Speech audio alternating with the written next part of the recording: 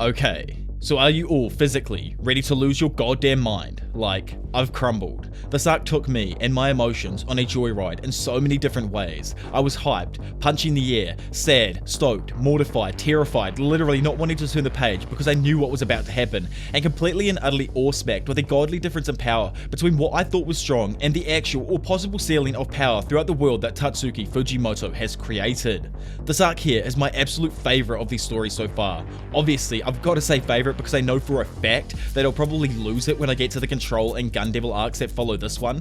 But anyway, this arc here is my favourite so far because it adds an entire new level of depth that wasn't even considered before. Like, I honestly did not see it coming at all. So yes, finally, we have made it to the infamous International Assassins arc from the very hell of the Chainsaw Man universe. But quickly, just before we do go any further, shout out to Fandomaniax for actually sponsoring this video and coming through with a bag for me. So as you can see, I look kind of drippy right now, and if you guys want to have the same kind of drip that I'm wearing and look as good as I do on the daily, then maybe you should kind of invest in Fandomaniax and get some of their drip, you know what I mean? Like, check out these sick ass Haikyuu shoes that I'm wearing right now. Like, watch me run. Check the speed out. I could never do this beforehand. But now with these shoes from Fandomaniax, man, it's absolutely amazing. Though, like jokes aside, honestly, Fandomaniax is a great company and they have supported me throughout a lot of my videos in the past behind the scenes that you guys don't know about. So honestly, I'd really love it if you guys did support Fandomaniax as they have been supporting me in the past as well. But anyway, enough of that, let's get back into the video. So at the end of the last video, we had Power come bursting into the restaurant demanding that Denji give her his flowers that he had originally bought for Rize. Now, we skip forward to inside of Denji's mind while he's having another nightmare. Standing in front of the same door from an earlier nightmare, he once again hears Pachita ordering him to never open the door. The next morning, at breakfast, Denji sits despondently as Power complains about Miaoi's newfound love of him. Denji ignores her, thinking of Rize and how his heart was truly and irreversibly broken by her this time. But when Makima later invites them all on a paid vacation with her, his mood does a complete Uno reverse gambit, which causes Denji to jump with joy. Aki and Denji instantly agree, whilst Power tries to make up an excuse not to go. As they discuss the timing for the trip, a group of devil hunters suddenly enter the room. After conferring with Makima, she shows the group a news recording of the fight against Rize, explaining the Bureau had failed to censor the broadcast, and as such, the Chainsaw Man's existence has been revealed to the world. Power and Denji ignore this, still discussing the vacation, but they are interrupted by Makima, who explains that the vacation was a ruse to explain their absence, and in reality, they are going to be put under protection in order to avoid assassination by foreign threats. Denji reacts with horror as he realizes that he is going to be restricted and contained for some time. Makima asks Aki to be a part of Denji's protection before telling him that they plan to hunt the Gun Devil in the next year, and orders him to not die beforehand. Aki thinks back to a conversation he had with the Angel Devil, who explains the supposed true nature of devils. When a devil dies, they are revived within hell. Once they die there, they then return to Earth, with no memories of the time in hell. He then reveals a secret he asks to never be repeated, that all devils remember just a single sound from the moment before they die in hell. The sound of the Chainsaw Devil.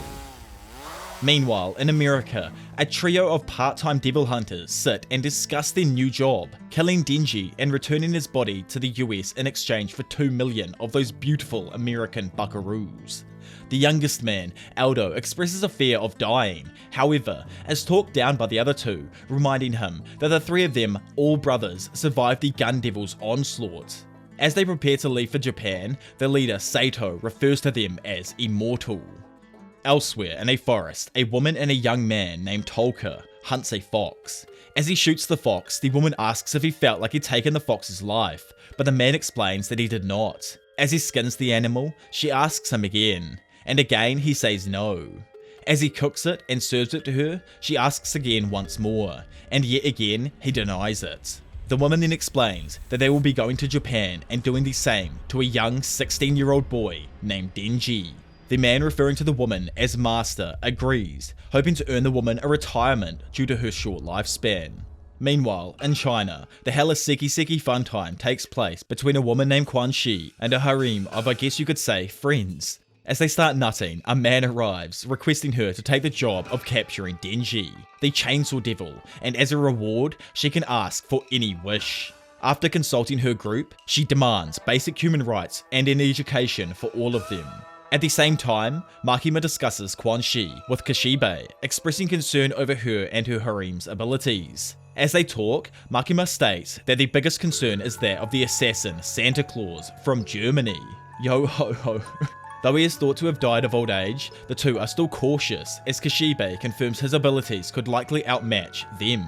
Elsewhere, in Germany, a government agent approaches an old man on a bench and informs him of the mission to hunt Denji. In return, the man asks for 4 children, 3 for a devil contract and 1 for pleasure. Wait, what the fuck does he mean by that? Like, bro, chill.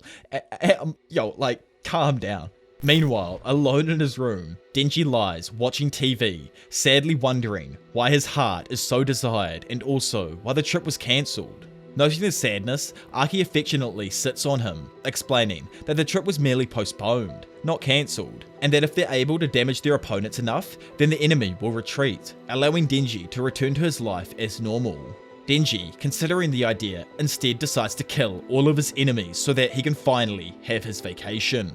Skipping forward, and now at the park, both Denji and Power eat snacks while watching some birds and talking about whether it's okay to eat the still living ducks. Denji accidentally drops his food, but as he goes to pick it up and eat it, he is stopped by a devil hunter named Kusakabe and then chastised by him. Kusakabe warns him of germs and food poisoning, but Denji grows more frustrated, as obviously our man's from the gutter. Aki and Angel, Yoshida and Tamaoki also all agree that eating the food would just be straight up stupid. However, the forever ignorant Denji quickly gobbles it down anyway. In a flashback, we see the group all introducing themselves. Makima explains to Denji that they, alongside another trio of agents, will be his personal security. Kusakabe attempts to express his authority over Denji, but is met with our boy's typical sarcasm and yawns. Elsewhere, the hunters Tendo, Kuroz, and Subaru all take ciggy breaks. Questioning why they can't simply hide Denji in his human form, Subaru explains that the other devils can actually smell him. As they drive to meet the main group, Subaru asks about Makima. Tendo hesitates before saying there's something he wants to discuss regarding her. Before they can though, a set of road spikes are bizarrely thrown in front of the vehicle. The car swerves in an attempt to miss them, but runs over the spikes and crashes. In the wreckage, Subaru awakens just in time to see the 3 American boys rolling up outside the vehicle. Sadly for Subaru, in good old Floridian style, the Americans shoot the 3 hunters dead. Afterwards, the elder 2 brothers crack jokes about it, but Aldo, the youngest, reacts with horror to the murders. Now hiding the bodies, Sato asks Joey about his feelings on killing, with Joey, the anime man, stating his only response to be a mild annoyance and disgust. Sato cracks up laughing before morphing his face to match that of Kuroz's. The 3 men then discuss his voice and how it would sound as Sato shifts his tone and accent in an attempt to match it. Back with the main crew, they all wait within a burger restaurant as Denji and Power eat. Power offers Denji her vegetables, however, Kusakabe interrupts, ordering her to finish them off for her own health. The others agree, as Denji forces them into her mouth. Power begins to sweat, choking down a mixture of vegetables and vomit. Just then, the woman from the forest walks past the table. The Power, in frustration over what just happened, runs outside, causing the rest to follow. The woman sits at a table with Tolka, revealing that she'd stabbed Denji 3 times with a nail in order to invoke the cursed devil, and that only 1 more poke is required. She entrusts the final poke to Tolka as she begins to munch into her burger. Though she struggles due to her numb hand and weak senses, she is delighted by the experience. Elsewhere, the violence fiend and Kabini walk outside. She thanks him for purchasing her an ice cream cone. Then questioning his role as the violence fiend, given his friendliness, he explains that he still has a lot of his human brain left, meaning that he still holds a lot of his early human memories. However, he has no memories whatsoever of his death, only that he was saved by Makima. Suddenly, a car pulls up beside them, and inside, the American bad boy Sato, now disguised as Kuroz, gets out. He then tells the 2 to report Tendo and Subaru's death to HQ, before quietly commenting to himself on their obvious gullibility. Later on, Denji and Power sit exhausted after a day of constant movement. Denji bitterly comments that rather than being protected, he is instead being used as bait to draw out the enemy, to which Aki actually confirms. He promises Denji his trip, calming him. However, Power is still furious. Aki promises her one reward for her cooperation, with her requesting to drain a human of their blood to the point that they die. Aki pauses for a moment and then agrees to let her drain Denji, but he immediately protests. Yet, he is quickly silenced by Power jumping on his shoulders and screaming with the excitement of a literal cannibal. The violence fiend, Kabini, and the disguised American bad boy drive over to meet with the main group. American bad boy, I'm just saying that because he's the only westerner I think on this entire show so far, so I'm like, give the westerners some rep, you know what I mean, like gunsling and American bad boy. Don't worry about me. Anyway, they drive to meet the rest of the group. Aki speaks with the brother disguised as Kuro's, asking him to reconsider his place on the mission. However, he lies, claiming he wishes to avenge Tendo and Subaru. As they continue talking, Power is distracted by Kabini's car. In her typical powerful fashion, she flies into the front seat, lying about having a driver's license and claiming that the car is actually hers and was stolen by Kabini. Though Kabini quietly protests it, she is silenced by Power, cheerily threatening her, asking if she wants the car to be washed in her blood. Outside the vehicle, as the fake Kuro suspiciously introduces himself to Denji, trying to be hella touchy and shake his hand, Power suddenly jolts the car forward, ramming into both of them and actually murking the disguised American. As the group all reacts with horror and Power attempts to blame Kabini for the incident, Kusakabe suddenly calls out, pointing at the brother's disguise, which is now slipping away, revealing his true face. Tamaoki recognizes him, warning the others of his contract with the Skin Devil and the likelihood of his brothers also being nearby. Aki turns to Power, who though previously panicking and blaming Kabini, quickly begins to claim she knew the truth all along, stating that the glory is all hers, while in the car Kabini remains sweating and sobbing in horror. Close by, two civilians are shown to be watching the scene in terror.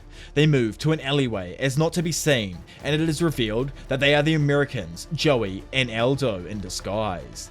Aldo vomits as Joey attempts to collect himself and come up with a plan.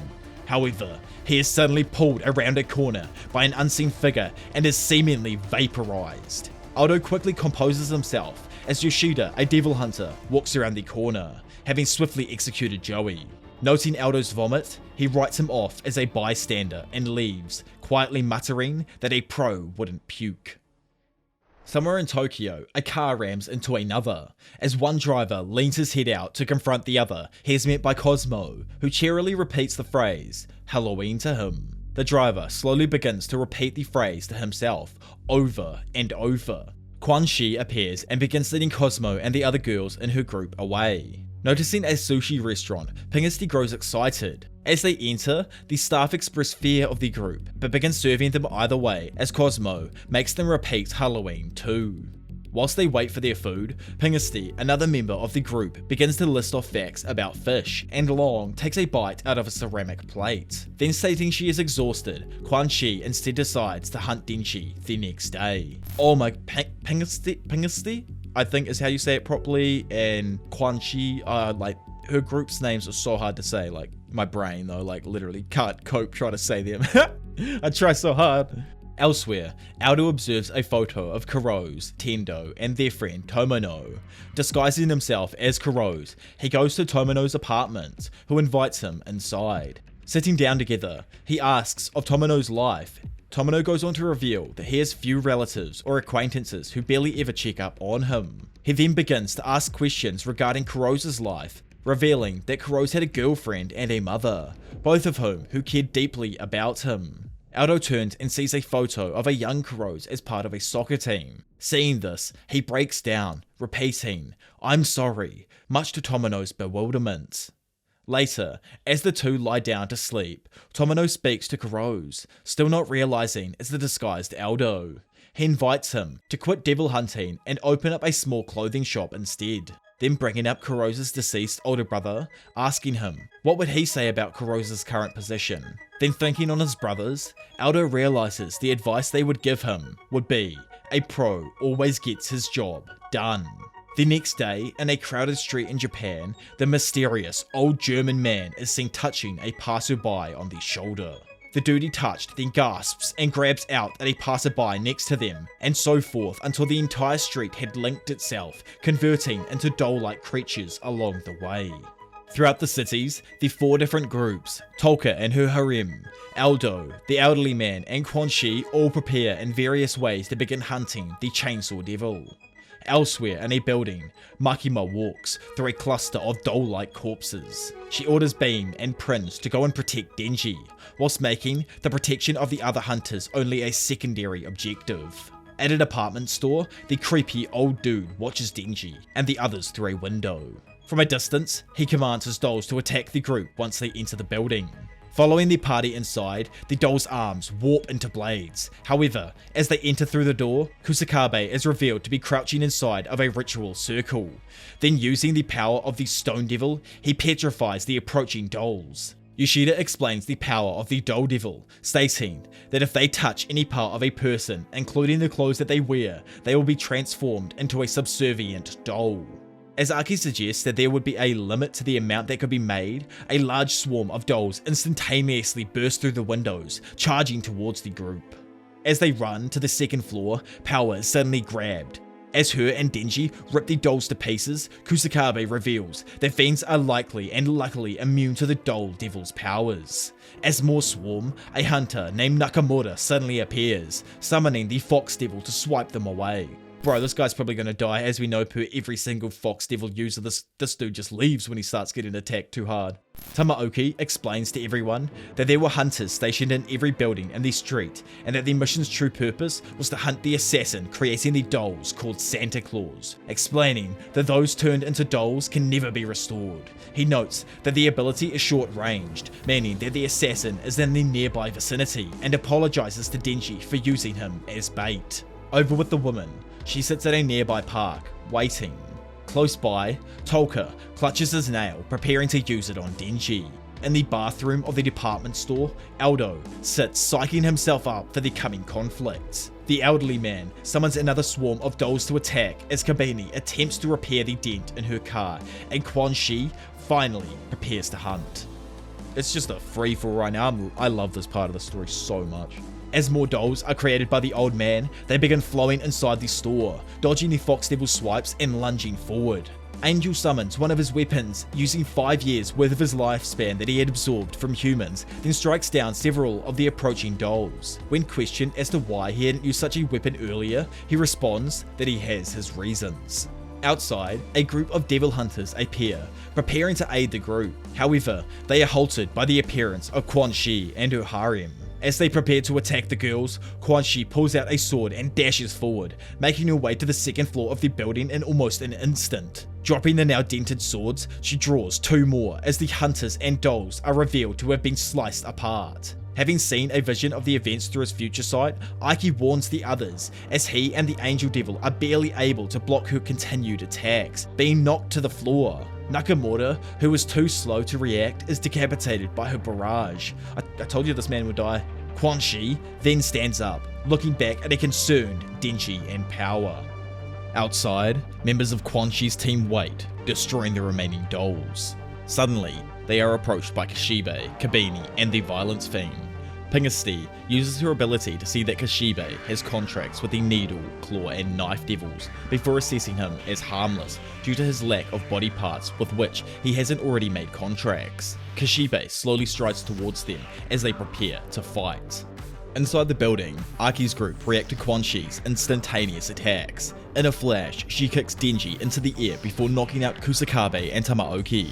Moving towards Yoshida, he summons the Octopus Devil to absorb the brunt of the attack before spraying the rest of the room with a mist of ink. Attempting to take her by surprise, Yoshida moves behind Quanxi but is quickly knocked down. But before she can kill him, Kashibe intervenes, having already taken Long and Pingusti hostage.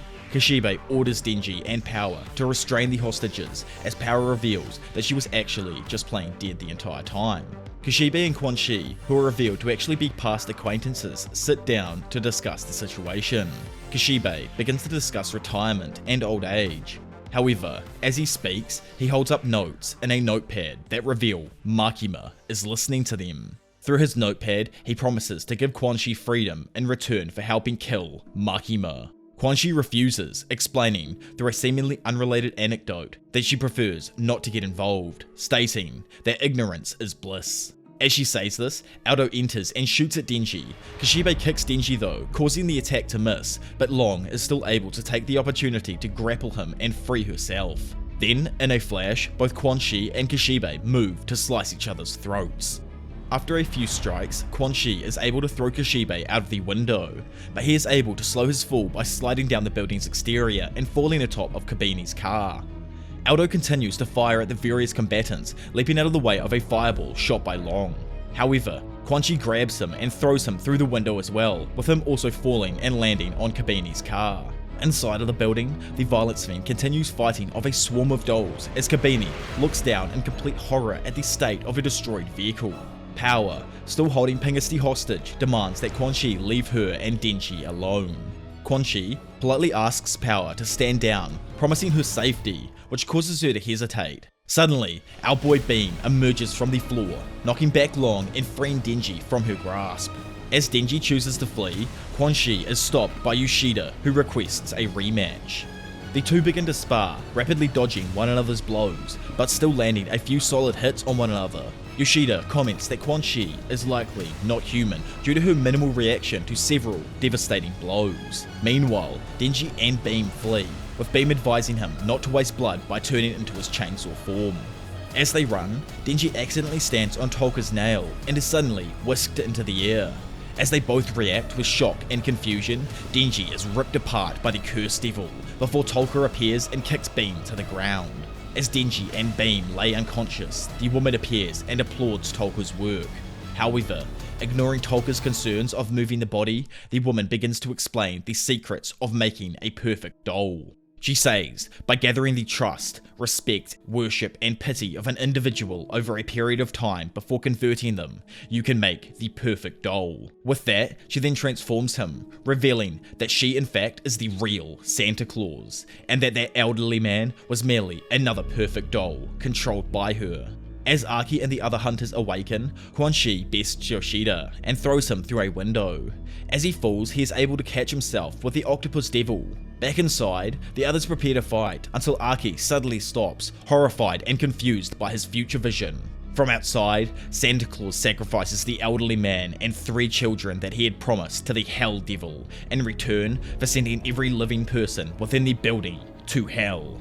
Those inside the building are all of a sudden plunged into pitch black darkness as those outside are horrified to see a giant, 6-fingered hand reach down and seemingly crush the building. Those who are inside the building then quickly appear in a large, grassy field with the sky completely covered in thousands of various doors all moving throughout the air. This is hell. As the group survey their surroundings in hell, Aki kicks Denji awake. Immediately, Denji reactivatedly begins to transform, but is only able to make the tip of the chainsaw appear from his head, due to the fact that he is low on blood. Quanxi requests a truce among the various parties, whilst they try to figure out their current situation. She turns and notes that the fiends, Power, Long, Pingusti, and Violence are all suffering nervous breakdowns. Aki asks the Angel Devil of their current situation, to which Angel, in an absolutely petrified daze, explains that they are in hell. Quanxi asks Pingusti if they have means of an escape. However, Pingusti frighteningly explains that they are being watched by devils with a power far greater than that of the Gun Devil, the Primal Fears, whom have never died. In desperation, Pingusti asks permission to commit suicide, only to weep as she is refused by Quanxi. She cries out as one of the doors opens and a black drop of liquid falls out towards the ground. As it does so, it symbols the entrance of the Darkness Devil. The group ready themselves to fight, and as darkness surrounds them, a row of bisected astronauts appear. In a moment quicker than light itself, the Darkness Devil moves past them all, detaching each and every single arm from all of their bodies. Each person reacts with shock, falling to the ground and bleeding from their exposed wounds, as Tolka, now fully under Santa Claus's control, offers the Darkness Devil a proposition: Denji's heart in return for the power to kill Makima. Now, flashing outside of hell, Santa Claus receives a small fragment of the Darkness Devil's flesh, then proceeds to swallow it whole. As the Darkness Devil accepts Santa Claus's deal, it picks up Tolka and rips him apart. Kusakabe attempts to utilize the Stone Devil's power to fight. However, the Darkness Devil merely grabs the Stone Devil and crushes it, killing Kusakabe. While this happens, Beam, using blood from his severed arms, revives Denji before being split into pieces by the Darkness Devil and killed. Like, I'm being full on freaking serious here. You're about to lose it. Seeing Beam's corpse, Quanxi and Tamaoki prepare to attack, however, are also mutilated alongside Power, Long, and Pingasty. Bruh. Seeing this, the petrified violence fiend asks Kabini to remove his mask. He then attacks with a kick, however, before he can hit the Darkness Devil, it speaks in an unknown language and his body is blasted with multiple holes. Denji, now transformed, then lunges to attack, but before he can make contact, all of his bones are crushed and snapped, which makes him crumple to the ground. As Aki observes Power's unconscious body, he is reminded of Himeno and collapses, muttering, not again, Still alive, the Violence Fiend attacks once more, but is impaled by a sick-ass looking Renaissance blade on steroids that is suddenly summoned by the Darkness Devil. As the Fiend's blood rains down, the Darkness Devil crouches, looming over Aki. As the Angel Devil looks on, too scared to even move, the Darkness Devil slowly turns to look at him. He then randomly begins to bleed from his eyes, nose, and mouth before collapsing to the floor. Aki likewise begins to bleed as the Darkness Devil reaches out to touch him. Suddenly, Prinz appears, grabbing at the Darkness Devil, but like all of the others, before she can make contact, she too is absolutely dominated.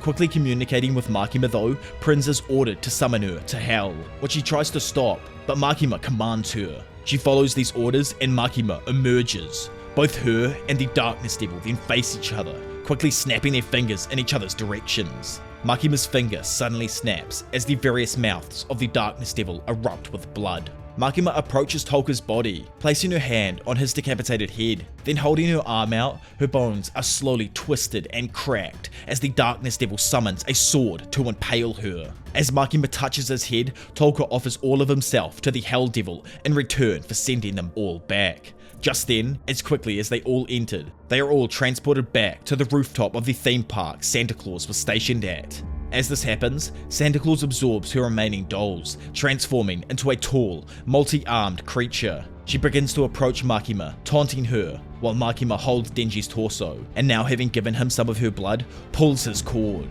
She then explains that with the Darkness Devil's flesh, no attacks in the dark will have any effect on her. However, Makima asks Denji if he will save her, to which he responds having transformed with an aggressive woof before charging into battle. Kashibe and Yoshida sit outside, finishing off the remaining dolls. They discuss Makima and acknowledge that she has some ulterior motivations to her actions beyond that of the Bureau. As Kashibe asks whether she can hear them, Yoshida explains that she currently isn't, as none of her subservients are nearby, going on to say that she can only borrow the ears of lower life forms, such as rats or birds. Back on the rooftop, Denji slices through Santa Claus's arm, angrily yelling at her about placing Power and the others in danger. Moving through a shadow, Santa Claus is able to instantaneously heal herself and blasts Denji through the floor. Denji gets up, lunging at her, but is knocked back by another swarm of dolls. Sugahagi looks on while clutching Quanxi's severed head, then removing her eye patch and reaching inside of the socket, she yanks out a long, arrow-like blade before dropping the head into the swarm attacking Denji. The dolls are suddenly torn apart as Quanxi appears revived in her hybrid form, proving that she also wasn't human. Quanxi agrees to fight alongside Denji in order to avenge Long and Pingasty before suddenly vanishing.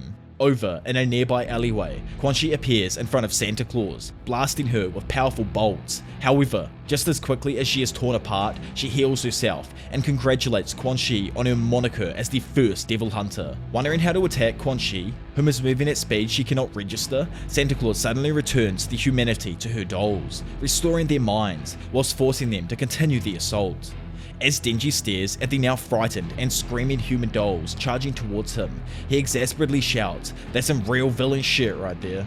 Now faced with the emotional human dolls, Denji chooses to run away, but his attempts to escape are blocked and he is forced to impale one of the dolls with his chainsaw. Feeling guilty over this, Denji holds back, allowing the other dolls to gradually swarm him. Suddenly, Quanxi appears, shooting the remaining dolls to pieces. She tells Denji that the dolls are merely imitating humans. Denji asks how sure she is, to which she responds that believing it is the only way he'll be able to bring himself to kill them, reminding him that ignorance is bliss. Taking this moment to pause, Santa Claus bursts through a wall and grabs Quanxi, however is once again torn apart by her blasts. Looking up, Quanxi realizes that night has fallen, with the newfound darkness enhancing Santa Claus's powers even further. Santa Claus moves forward and hits Denji towards the gas station, whilst grabbing the various bolts fired by Quanxi out of the air. Quanxi turns, seeing that Santa Claus has turned Long and Pingasi's corpses into dolls, and taken Sugahagi hostage. Unable to bring herself to fight them, Quanxi is stabbed through the chest by the Pingasi doll, which causes Santa Claus to wonder whether she could turn Quanxi into a doll as well. Suddenly, Denji emerges, coating himself in gasoline, then revving his chainsaws together, he creates a spark, igniting himself on fire. Leaping towards a surprised Santa Claus, he begins to tear into her body as she lets out a series of pained cries.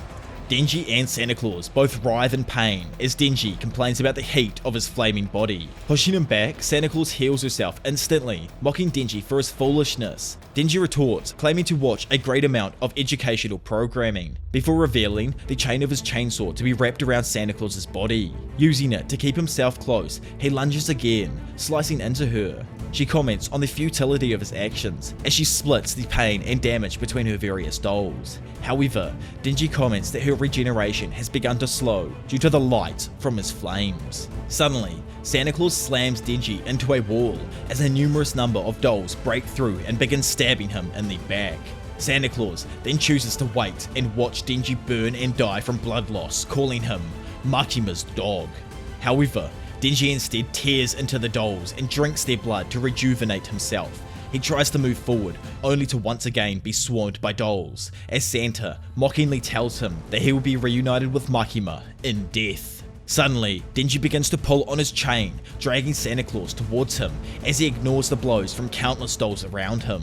Growing more worried, Santa Claus orders her dolls to keep her away from him, pulling against the chain in a tug of war. A pair of dolls in a car then come speeding around the corner, slamming into Denji and causing a massive explosion. But still, Denji emerges from the wreckage, cloaked entirely in flames, having not stopped pulling on the chain. In shock and horror, Santa Claus questions the extent of his power, and Denji proudly reveals his motivation to still be going on the holiday with Makima. Hoisting Santa Claus into the air, Denji flings her towards himself before tearing through her and ripping her body to pieces. As she begins to reform, Denji grabs the remains of the burning car and slams them down on her, causing a second explosion, which rips through her body, turning her into nothing but a smouldering mess. As Denji heals himself with some of the doll's blood, Santa begins threatening him, revealing that she has armies of dolls stationed across the entire planet, and along with the power of the Darkness Devil, will be able to hunt him and everyone he cares about forever, making his life a living hell. But Denji cockingly reminds her of his immortality before he is suddenly and surprisingly decapitated by Quanxi. Quanxi then asks Cosmo to use her power on Santa Claus because, while the conflict had been going on, she was just wandering around the city on her own, waiting for this moment. Flashing to within her own mind, Santa Claus suddenly awakens, standing inside an endless library. She sees Cosmo sitting at a nearby table and comments on the futility of using psychological attacks against her due to her mind being linked to dolls across the world.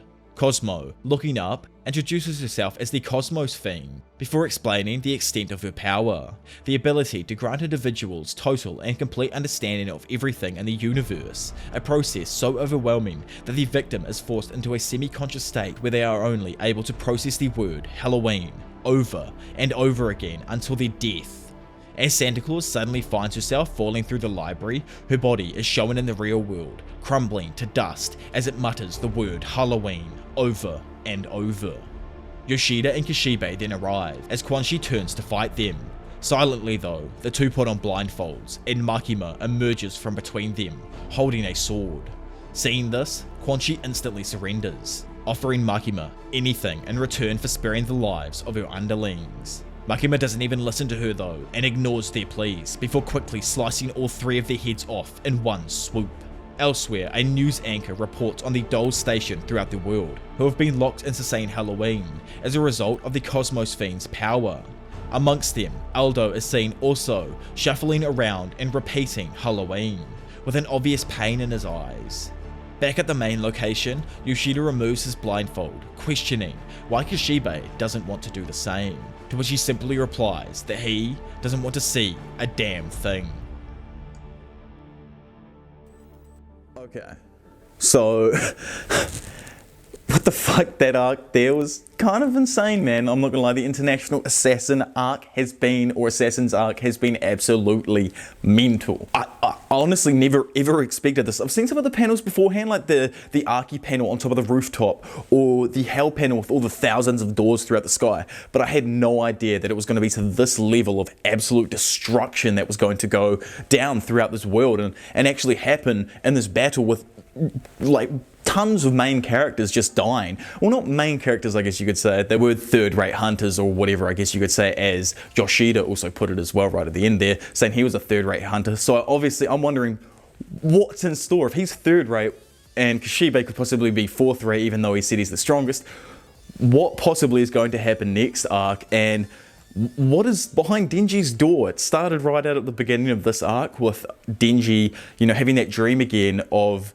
Vegeta not telling him to open the door, and I'm just like, yo, what is behind that door? Denji, I feel like when he opens that door up, it's just going to be utter destruction on this planet. Like, literally nothing is going to be able to stop him. He's the reason that, like, all of the devils in hell end up coming back to the earth, is like kind of like my perception of like what happens and whatnot from what we got from Angel. So where's this mad strength? You know, we saw some of it here with this just like uncanny way that he beat the devil and whatnot, but honestly I can't wait to see the strength that this man possibly has in the next arc. But obviously if you guys have enjoyed this video and want to see more stuff like this, because this video has taken me absolutely ages to do, I've tried putting a bit more effort into it, doing a few more of those like nice little animations here and there, then make sure you hit that subscribe button and obviously, you know, leave a like on the video as well, as it really helps with pushing my stuff to a bunch of new amazing people, and also means I can, you know, continue to upgrade the area that I do videos and the quality that I make videos in, as I've actually just bought a standing desk, which is crazy. But anyway, in the next arc, it's probably going to get a lot crazier, and honestly I can't wait to get into it. But anyway, for now, it's been your professional degenerate Diavolo, and I will see you all in a bit. Bye.